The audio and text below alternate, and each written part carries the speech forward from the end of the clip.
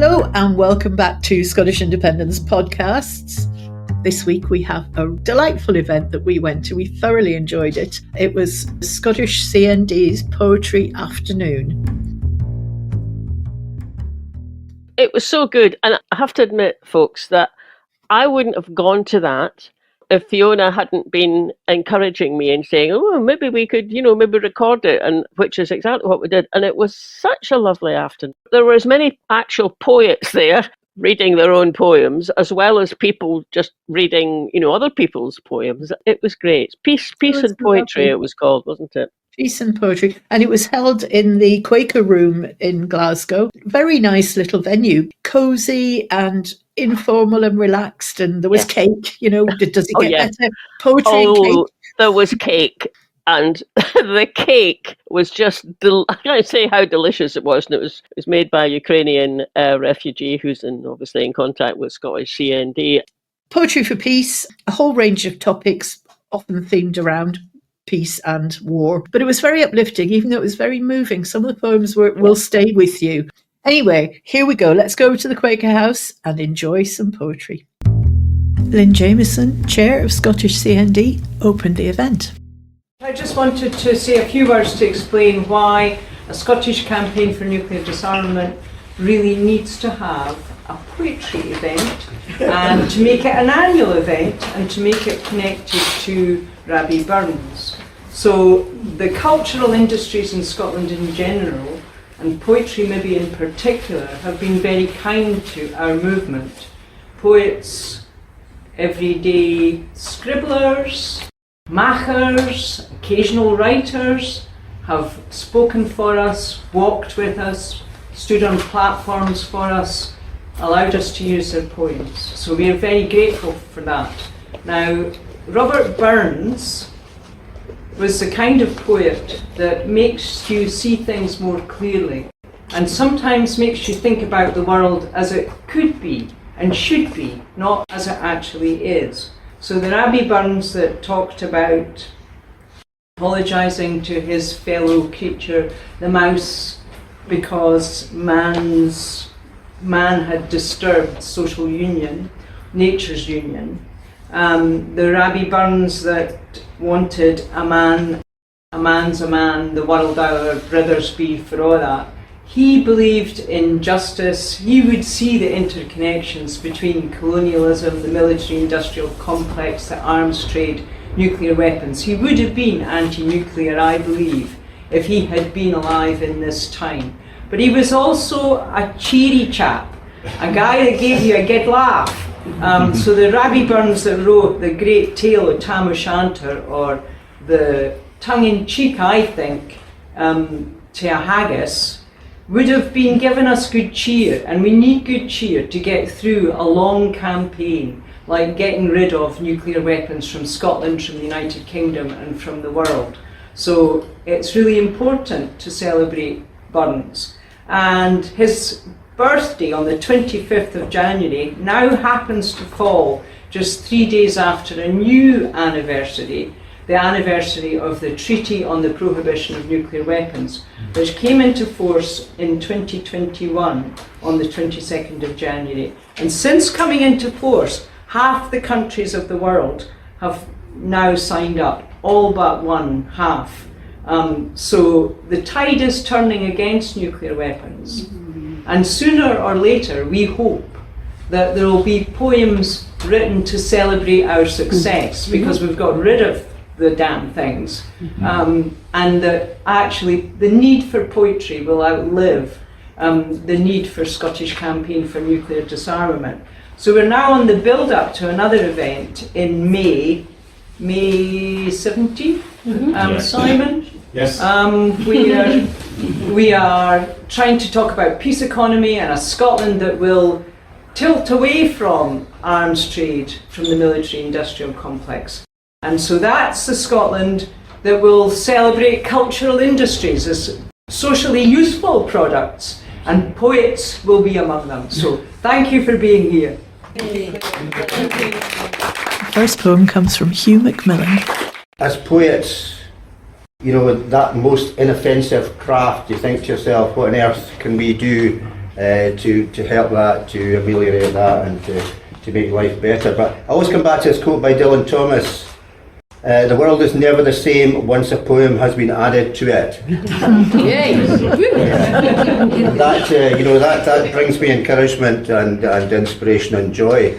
Although, going back to that idea that in actual fact, sometimes you despair about what you can do. So I wrote this poem about that. It's called A Poet Reacts in an Age of Horror. Thank you for your submission. We have many submissions, and it's our policy to reply to each submission within 6 years. Please do not get in touch before that time. In that time, the yew in the garden will incrementally shut off more sun. In that time, tall white flowers will grow, fall and rise again. The clockwork of nature will tick on. Clouds will move endlessly across different coloured skies. In that time, children will be born so beautiful your eyes will ache to look upon them, and then they will be torn apart by bombs. More trees will turn to ash, dictators will fill bank vaults. In that time, how many days will be spent drinking wine, craving sunshine and love? Something like 2,000 days. A lot of thought will go into that 6 years too, bunkers full. Where does it all go, that useless thought? It could run ocean liners if we had the technology. Maybe we will, and bad consciences will fuel the painful journeys we have left. Maybe after 6 years, your poem entitled A Poet Reacts to the Age of Horror might be published in a small Canadian magazine. Next, Finola Scott reads The Dipper by Kathleen Jamie. The Dipper. It was winter, near freezing. I'd walked through a forest of firs when I saw issue out of the waterfall a solitary bird. It lit on a damp rock, and as water swept stupidly on, wrung from its own throat, supple, undamnable song. It isn't mine to give. I can't coax this bird to my hand that knows the depth of the river, yet sings of it on land. Next poet is Cat O'Neill McCullagh. In Irpin, the bridge has laid down, drenched her dragon throat, heifer meek, offered her neck to the bladed weight of war. Through a rip of ribs, I see Kashka, Story, Ibis wader, ebb waltzer. She crosses carcass, treads barricades of beast, toils to lift her tenderness. Uncentered, I hold my hollowed belly close, wholly feared it will sunder should she drift. Not even the melt print of a fallen flake, her body more snow than flesh, more all her clothes worn together, all held against this pickling wind. It brines her bones, my tears. The thin of screen between us now, galaxy vast, I wish her wings, the freedom of the whole world's sky. And this is poet Jim Aitken. A very difficult situation if there's young children around. How do you explain the world to young? I mean, how do Palestinian people explain, who are living, explain to their children what's going on? So my youngest granddaughter is called Riona. Riona comes running into the room like her heroes Peter Rabbit and Lily Bobtail. She's excited to show me her brand new shoes, and I tell her that they are really lovely on her. What I don't tell her, or can't tell her, is that thousands of 3-year-olds like her have been blown apart in far-off lands far away, and their mummies and daddies have also died. I don't tell her about the coils of razor wire, shiny and silver, that hang along the fence that surrounds Leonardo's on Ferry Road, like some strange, surreal terrestrial coral reef. I can't explain to her that this place exists to manufacture weapons to kill lots of people in those far-off lands far, far away. And the razor wire is there to guarantee both deaths and profits. I don't explain this to her and can't tell her how the greed of the few is changing our climate, creating all these storms and burning our forests, heating up the world she is so in love with. I don't tell her about Nagasaki or Hiroshima, or about the thousands of other atrocities our species has committed, and commits still. I tell her she looks lovely in her brand new shoes. And a quick anecdote from Hugh McMillan. I belong to the most incompetent part of CND. I remember in 1973 when there was a thing about the cruise missiles at Greenham Common. The CND built a cruise missile for publicity purposes, and I booked it for the wrong time in the wrong place. And it turned up outside our house at 3 a.m. Sure. My daughter's reading Dante's Inferno just now, and she says there's a special place for well-meaning incompetent. It's not a good place. This is Claire Phillips. So this poem called Greenham Common was written by poet and novelist Helen Dunmore, and it was written in 1983, and that's when I first went to Greenham Common. I had a wee toddler and off I went, like so many other women at the time. Today is barred with darkness of winter. In cold tents, women protest, for once unveiled, eyes stinging with smoke. They stamp round fires in quilted anoraks, glamourless. They laugh often and teach themselves to speak eloquently. Mud and the camp's raw bones set them before the television camera. Absent the women of old photographs, holding the last of their 4 children, eyes darkened, hair covered, bodies waxy as cyclamen. Absent all those suffering ones. New voices rip at the throat, new costumes, metamorphoses. Soft-skirted, evasive women were drawn from the ruins, swirls of ash on them like veils. History came as a seducer and said, "This is the beauty of women in bombfall. Dolorous, you curl your skirts over your sleeping children." Instead, they stay at this place all winter, eat from packets and jars. Keep sensible, don't hunger, battle each day at the wires. And this is David Kelly. David Kelly now. I'm going to read Maura Dooley's Talks About Talks. When I was in my mid-40s, I'd been running my own IT company for 20 years. I realised I was living a life without culture and decided to do something about it.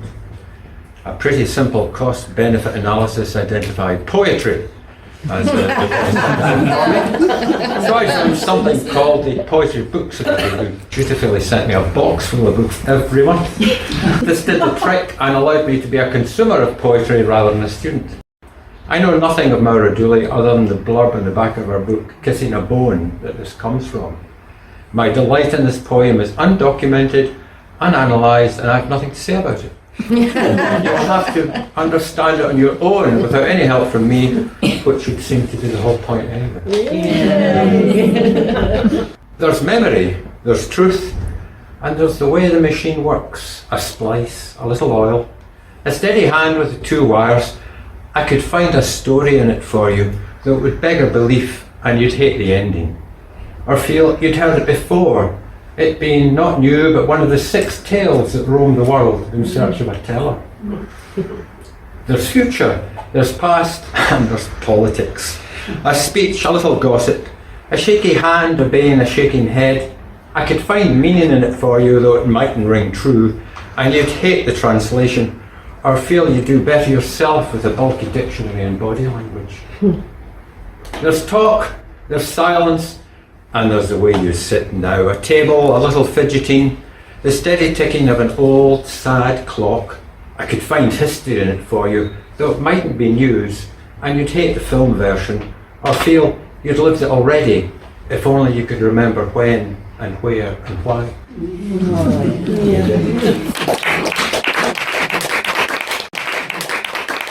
This is Magi Gibson. I seem to spend most of my life raging. I have to say it has gotten worse in the last few years. And the poem is simply called Rage. I don't know why. I keep listening to the news. I don't know why. The neighbours want to destroy the lush green lindens where baby birds are nesting. I don't know why. I never turned into a decent housewife, but I'm not. Though I'm proud of my shelves stacked with books, I don't know why I'm allergic to house dust when my home is knee deep in the stuff, and allergic to pollen when I love trees. I suspect God's a bastard and thinks it's a joke. I don't know why they push refugees back into the Mediterranean at midnight and think we won't care. Why they lock migrant children up in the Texan desert, lonely and scared, and call it Camp Bliss. Why they pollute the air and pretend it's okay while the ice sheets melt. I mean, what the I don't know why we have such wretched poverty in a world that's so rich, why wars break out when we're longing for peace. But I do know this. I love the smell of washing fresh off the line. I love how each year ragged skeins of geese appear, honking loudly in the winter sky. How spider silk is strong as steel. How an octopus has 3 hearts and blood that's blue. And I love how my one heart races when I'm close to you. I don't know why I find it hard to write these days, but I guess I'm scared of so much rage at those with the power of f***ing us over, and I do know enough about long, dormant volcanoes that it's best, seriously, it's best that they don't erupt. Next up we have Julie McNeill.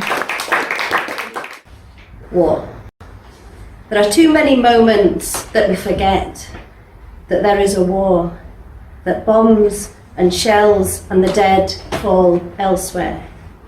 My son asks if he will be put on a train, if he'll be sent to a camp, if he'll have to wear a star and leave us. And I say to him, no, not today, not yet, not us.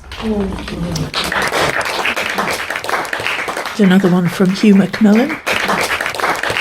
So it's a very simple and beautiful poem called Blackbird by George Gunn. If I were a blackbird, I would fly to your house and nest on the roof so that I could sing to you each morning of how once the world was young and full of song, and you would hear me singing, and you would see yourself, and the world of peace would surround you and gently fill you up with a green surge of longing. This is Magi Gibson again reading a poem by Ali Whitelaw. In the event of a lack of oxygen, hold the earth in your hands, be careful, she is hot. Talk to her tenderly, the way you might your mother at the end of her days. Honour her, place her somewhere she might rest, perhaps the mantelpiece between your bone china swallow mid-flight and your fake brass barometer, the shape of a ship's wheel that will not steer us out of the storm we are in. Despite her dishevelment, tell her how lovely she looks. Offer her tea, a scone, Horlicks if it still exists. Slip her feet into soft slippers. Massage her shoulders rounded from the burden you have placed on them. Cradle her in your arms. Now, go to the mountains. Yes, go. FaceTime will not suffice. Tell them you are sorry. Return with no selfies. This is not the time. Now, go to the rivers. Listen to them. Let them tell you their stories. Do not interrupt with your lies about your recycling, like you are not guilty of slipping glass jars and clean cardboard into the wrong bin. Now, get down on your knees and beg their forgiveness. Do not worry, their banks are no longer muddy. Your Levi's will stay dry. Understand, in the event of a lack of oxygen, no yellow masks will drop from the sky. Remove your stilettos. Leave all your personal belongings behind. Tiptoe past Earth's bed. Leave a note under her pillow. Apologise profusely. Tell her you drunk too much, that you weren't in your right mind, that you didn't realise just how much you loved her till she was gone. Speak when she speaks to you, if your shame will allow it. Make eye contact. Answer her questions with an honesty that will feel alien to you. Yes, we had ample opportunity. Yes, money was more important than water and air. Yes, we're tired of our empty promises too. Yes, coal, yes, carbon emissions, yes, methane, yes, plastic. Yes, dollars, yes, pounds, yes, euros, yes, yen, yes, vegan, yes, sweatshops, yes, you warned us. No, we didn't listen. Yes, we heard the bees are in default and the banks are foreclosing all hives. Yes, we should have planted more lavender, more rosemary, more bottle brush. Yes, flooding. Yes, fire. So, yes, species extinction. Yes, we should have been kinder. Yes, we should have stopped to think before we fucked her. Yes, we should have pulled out sooner. Yes, oral contraceptives. Yes, STDs. Yes, we should have used a condom. Yes, we are sorry. Yes, look at this mess now. Thank you. Thank you to Ali. Next up, we have Ken Benjamin. This is by Gerry Luce. This is Why I Went to Faslane. From the boot of the car, I took out the chainsaw and petrol can, as well as the hand axes and them all. You never know what the police might object to at Faslane. I was at Faslane because I have spoken to survivors of the atomic bomb in Hiroshima and in Nagasaki. I was at Faslane because in New Mexico and in Nevada, I have spoken to victims of fallout from atomic and nuclear testing. I was at Faslane because my uncle died early, a witness to atomic bomb testing at Bikini Atoll. I was there to remember these people. I was there today to protest with weapons of mass destruction in Scotland, yes, but lethal for all the world. Simple. Afterwards, to clear my thoughts, as I do when memory overwhelms, I went into Glen Fruin above Faslane and watched a Navy frigate come into berth.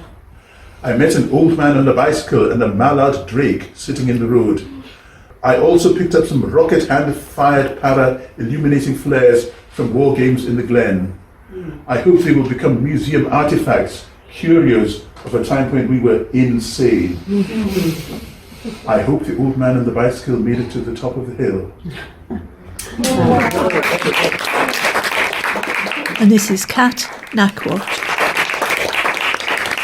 So this is a poem about my struggle with and eventual love for the Scots tongue, and I hope you enjoy.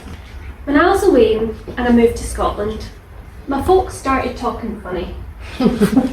All of a sudden, instead of going to the bazaar, we went to get messages. And I imagined a stack of letters, surprised at the then faggy plastic baggies my dad brought in.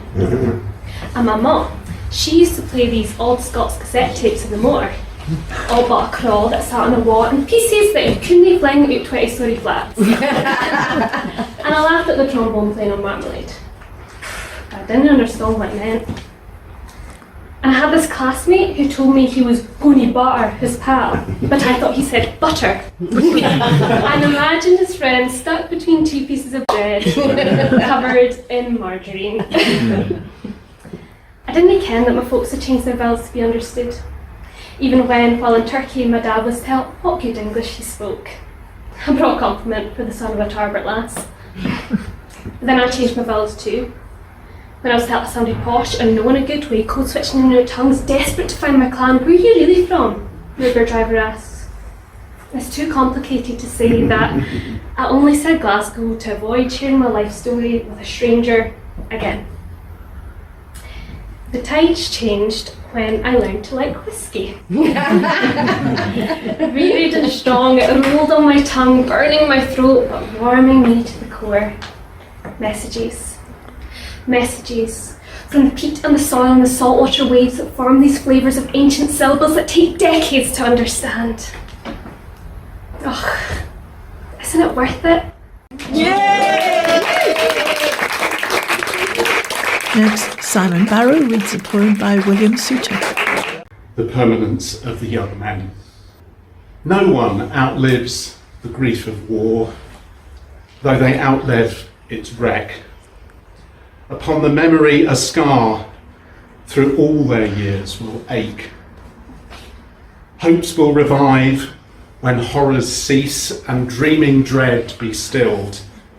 But there shall dwell within their peace a sadness unannulled. Upon this world shall hang a sign which summer cannot hide, the permanence of the young men who are not by their side.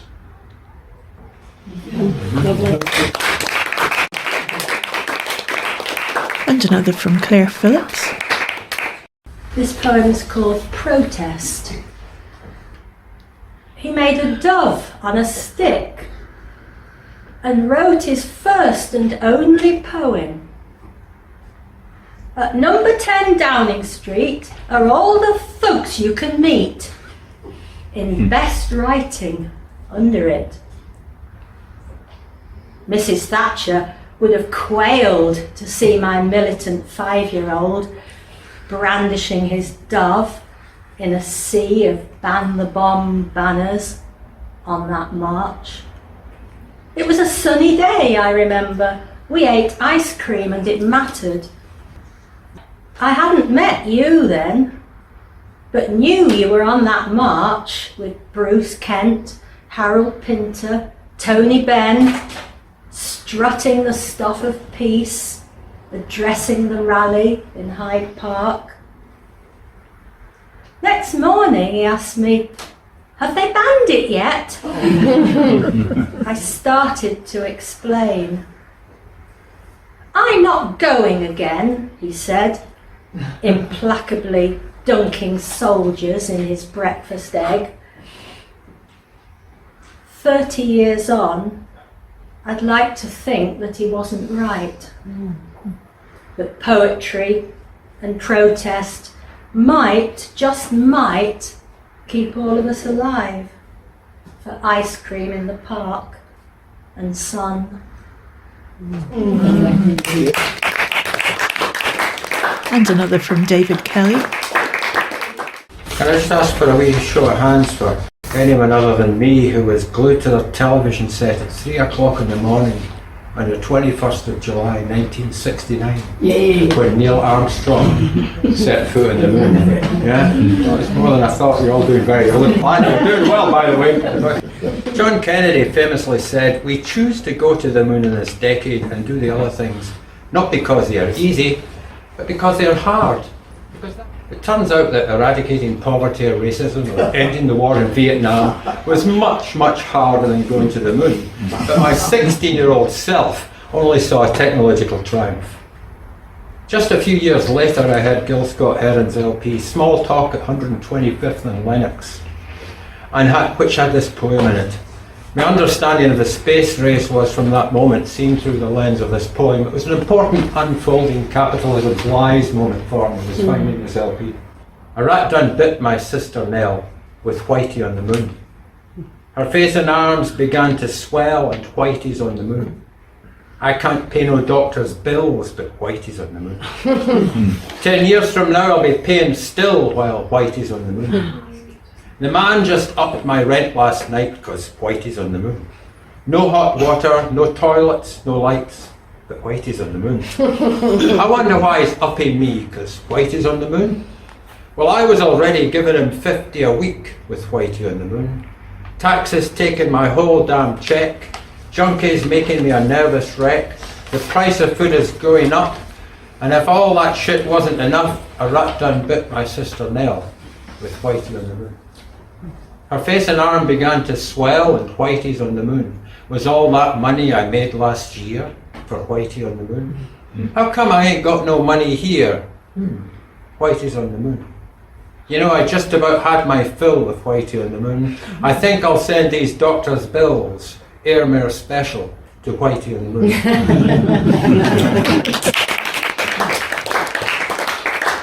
And this is Catch O'Neill McCullagh.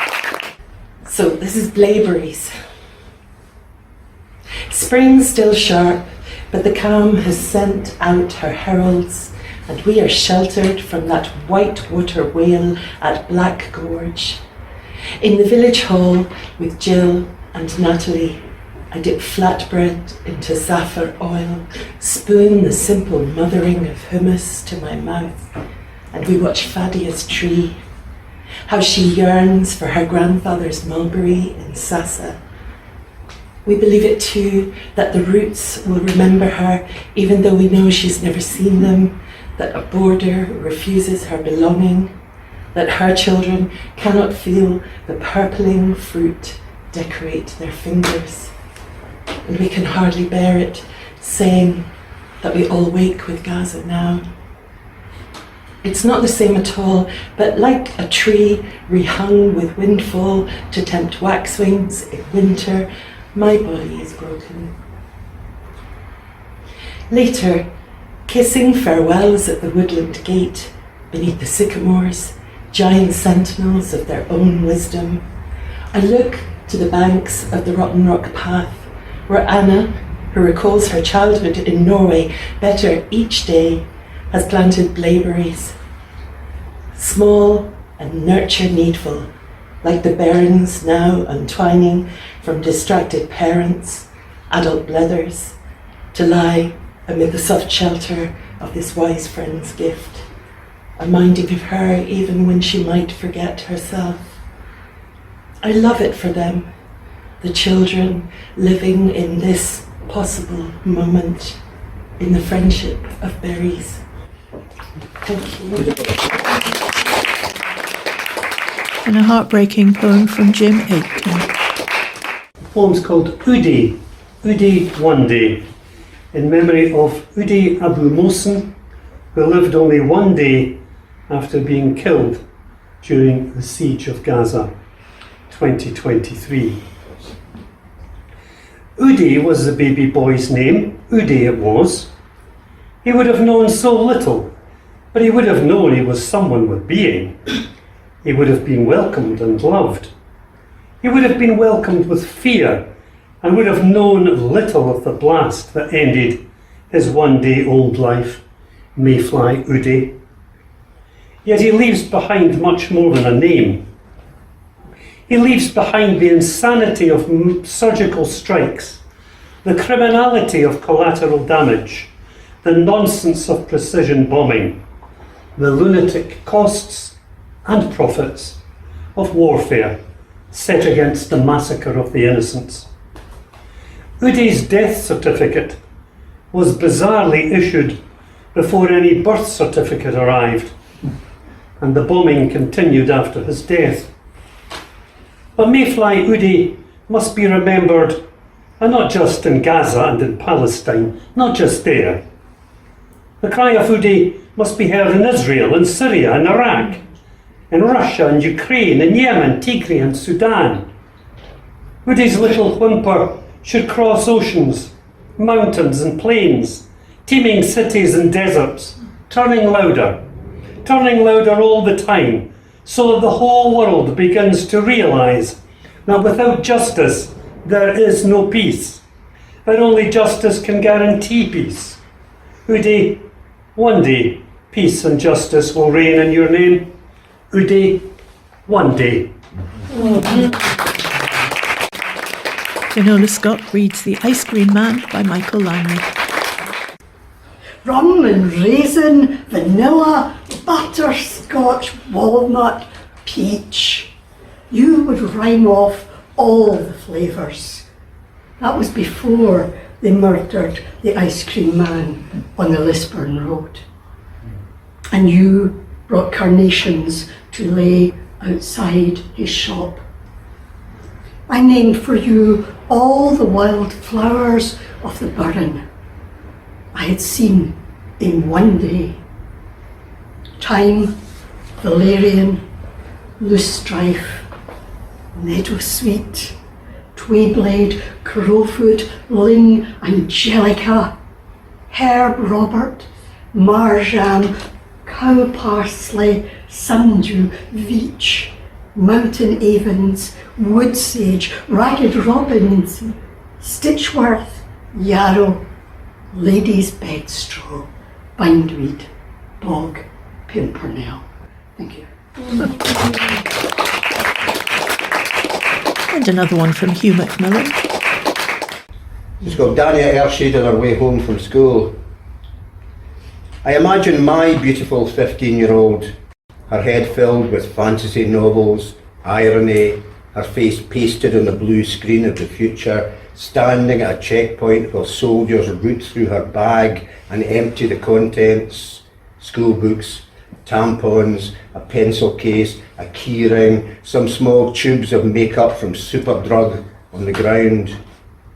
She raises her arms and says, "I have no knife," in a confused, surprised tone, annoyed too, because she doesn't suffer fools gladly, and then she is shot 8 times and left face down in the dust to bleed to death, while her killers shoulder arms and jabber on their mobile phones.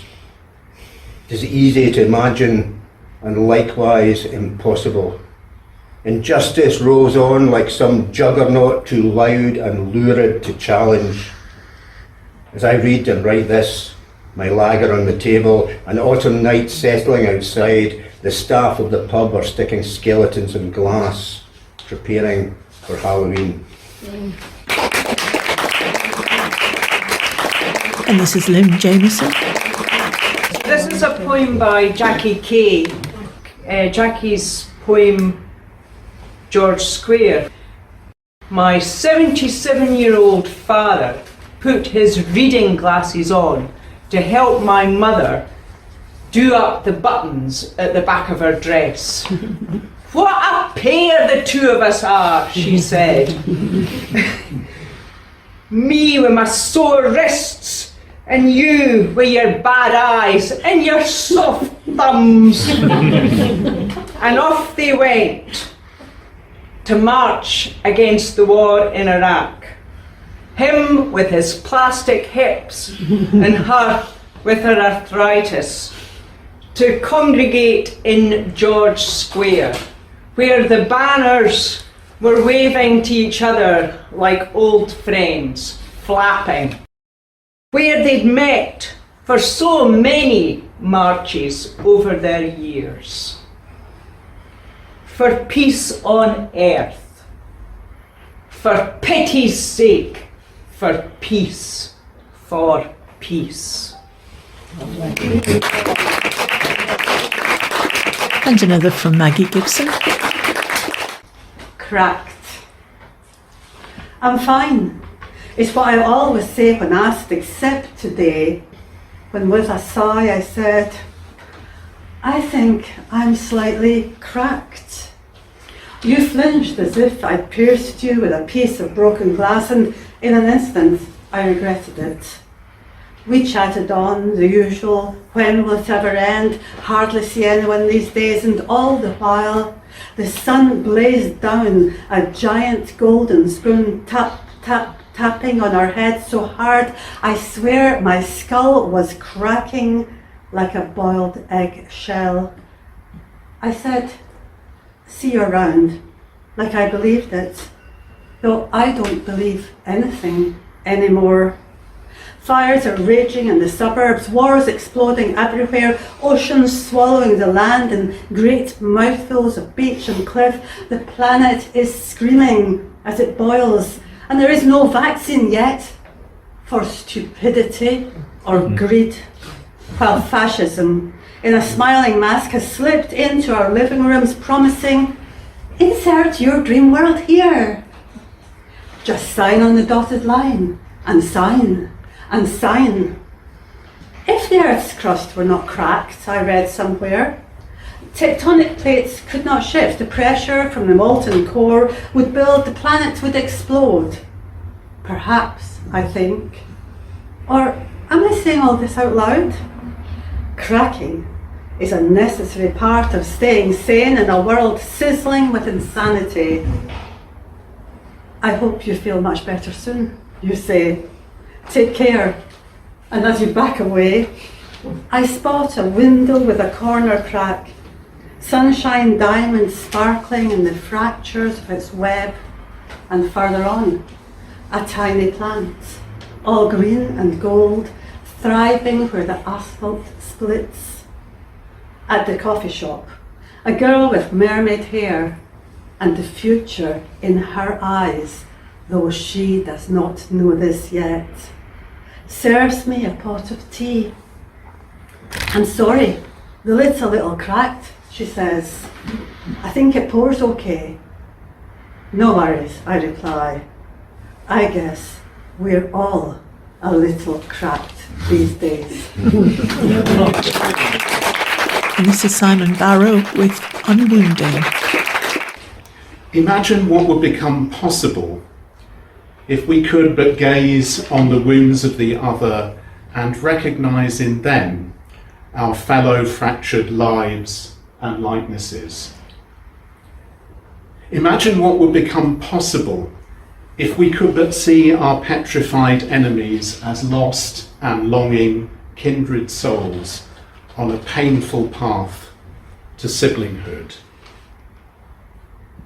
Imagine what would become possible if we could but turn ourselves aside from the vast and veiling illusion that vengeance ever rights wrongs.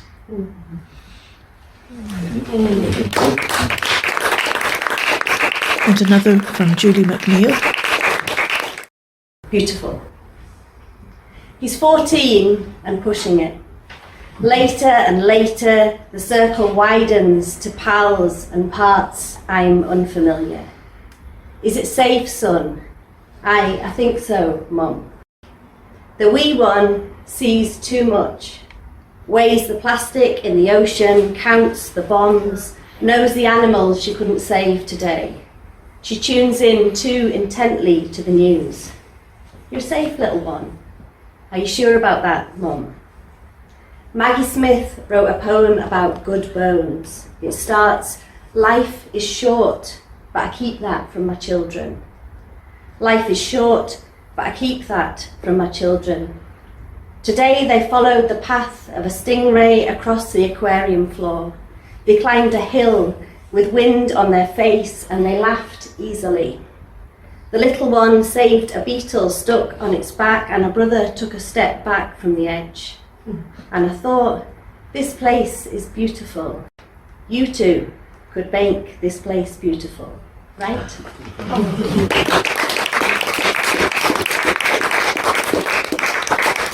So a beautiful afternoon of poetry from everybody, and to finish it off we've got Finola.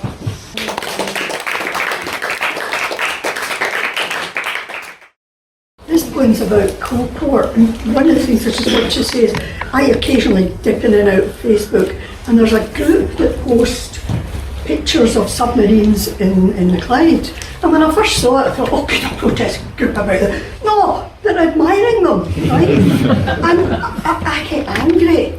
And when I get angry, I jump on and I write something inflammatory. Well, it's not inflammatory to me, it's inflammatory to them. And then I go away and I never check to see who's read it or how many angry people. And I would ask you all to do the same. Close range. Out for a seaside picnic, happily we share the binoculars to scan the mirror lock. We study each shape on the swaying tide, decode its wing flash and chatter. Oyster catchers, Granny! Silver skeins spread on the vast sands. Water falls back on itself, so blue, so clear. Focus is narrowed to gleaming shallows. Here, crabs sidle away. Raising the glasses, she rakes the green shore across the bay. Granny, what's that? I note high barbed gates, chain-linked fences, slicing the now hollow hills. The tight shoals of iron grey buildings, the dark vessels hunkering below the surface, ready, waiting, and I cannot speak its name.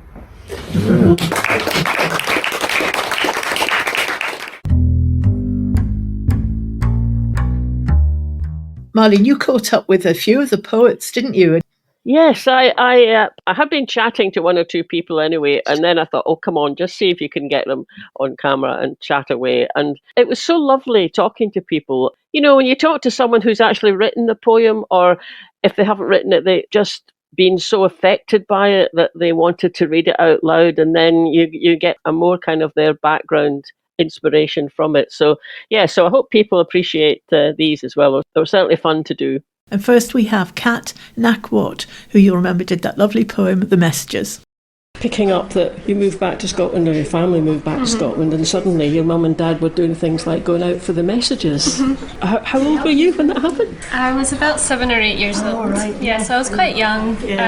Everything I'd known up to that point had been talking more, I don't like to say proper English, but like it was an international community where you had to speak a more understandable form, and I didn't know that there was this whole part of themselves and the way they spoke that they'd been hiding from me all these years. And then it's interesting, isn't it? Because it does get hidden. I lived down in Welsh-English border for about 10 years, and there was a Scottish friend of mine who lived nearby, and whenever we got together, the Scottish accent came back in. And then I moved back up to Scotland. My daughter said to me, your accent's just got much broader, and I'm sort of going, yeah, it's great. Do you think that Scots tongue's getting a bit more, I don't know exactly accepted, but we're more aware of it as being something that's really connected with us being Scottish? And I think so, but I think part of it is when you're in settings where you need to be understood, you change how you speak without even thinking about it. And at the end of the day, I think language is about connecting with people, and so there might be contexts where you have to kind of like tone it down to be understood, but at the same time there is the thought of, oh, it'd be nice if people could just understand. And I've had really great conversations with friends in international communities where they're so excited to learn Scots words and have even started using it themselves. So there is that side of it as well, where if you share that culture, people are often very receptive to that. Yes, and I was in a get-together recently, and it had people from all over Europe, and they're campaigning for, if not for independence for their part of a country, or at least more autonomy. And it was noticeable that one thing that they all had in common was their own language that they spoke. And it did make me think, not so sure that's quite the case with Scotland. I mean, we do have Scots and there's Gaelic, of course, but it doesn't quite hold us together maybe the way that it does in other countries. Yeah, I mean, I guess in Scotland you have have so many different Scottish dialects, don't we? Like what Scots means to Glaswegian is very different to Aberdeen. So maybe that's a part of it. It's not so much a unifying language, I suppose. But then the variation makes it more fun. Well, that's true, and I mean it's great. I mean, in a way, great. You know, your parents obviously hid the Scots a little bit, but immediately started it up again when they got back here. It's good. So you enjoyed being here with some lovely poetry here this afternoon. It's a nice venue and lovely people, and I feel like poetry, it's always so much better when you hear it when it's performed. It really brings it alive. That's true. Well, thanks very much for talking to us. That's good. Thank you. And next, Marlene spoke to Finola Scott. You just read us out a poem by Kathleen Jamie, the one that's about the dipper. It's just beautiful. It's a beautiful poem. So what made you choose that one? I think it was the simplicity and the honesty of it. I love Kathleen Jamie's work because there's no flowery pretentiousness to it. She's doing what I think a lot of us need to learn to do, which is simply stop and look and just not enjoy but value. I think value's the word. What we've got, so that we learn how important it is. It's not going to stop bombs, but it will make people maybe more aware of what there is to lose. I admire Kathleen tremendously because of her political stance, the work she's done with Paper Boats magazine, and she does a podcast, The Lantern, I think. That's right, yes. And then she did the campaign with the Paper Boats at the Parliament. So she's a poet that puts herself out there, and I think it's worth praising. But also, it's just, she captures that beauty. She does. Of the world. The George Gunn poem I thought was very similar in nature, and they're short and they're tight and they speak to your heart. Which is what I love in poetry. They're almost like they're not haikus, but they've got that essential kind of character, don't they? That's right. They cut to the chase, and they don't tell you what to think. Which I love. I think that business where she invites you into the world and reminds you that you are in this world as well, and that you should step up a bit, do something if you're not already doing it. The first poem of hers I ever came across was the one that's inscribed at Bannockburn. I mean, I was in tears. It gets me in tears. And one of the particular phrases, that small folk playing their part. I think that's crucial, isn't it? And I think that's what she's doing with that, like that campaign with the paper boats. She's inviting you to step up and not just say, well, what can I do? I'm on my own here, you know.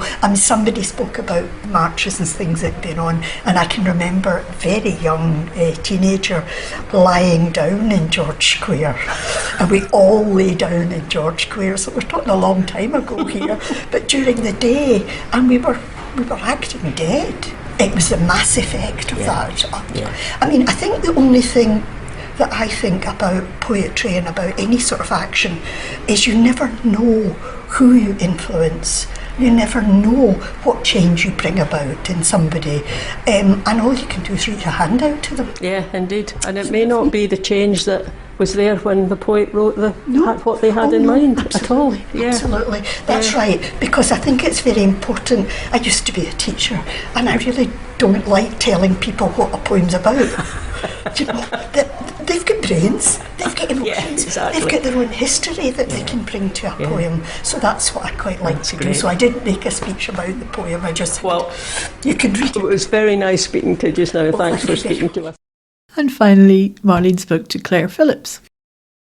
We set up this event supposedly for Burns Day, Burns Night, but the storm got in the way and it had to be cancelled. So here we are on the 29th of March, the rescheduled event, and it's amazing.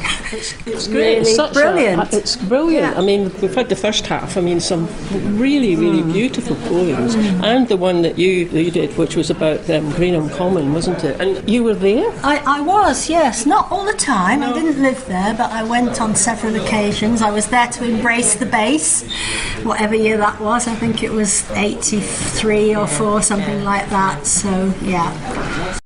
It was a lovely afternoon, and we left feeling delighted that we've gone. So that's always a good sign. Yeah. Thank you so much for taking me, Fiona. Oh, and thank you, Scottish CND, for putting it on. Exactly. Yes.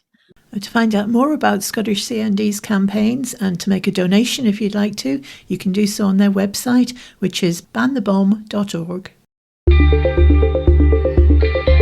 Thanks for listening, everybody. Hope you enjoyed that. Don't forget to subscribe to us wherever you get your podcasts. And if you're listening on YouTube, you can click the little bell and you get a reminder whenever we put out a new episode, which is every Friday. And sign up for our mailing list. You can do that from the website. And we always send one out at the beginning of each month to tell you what's happening. Last but not least, you can buy us a coffee on coffee.com. And we'll catch you later. Bye now.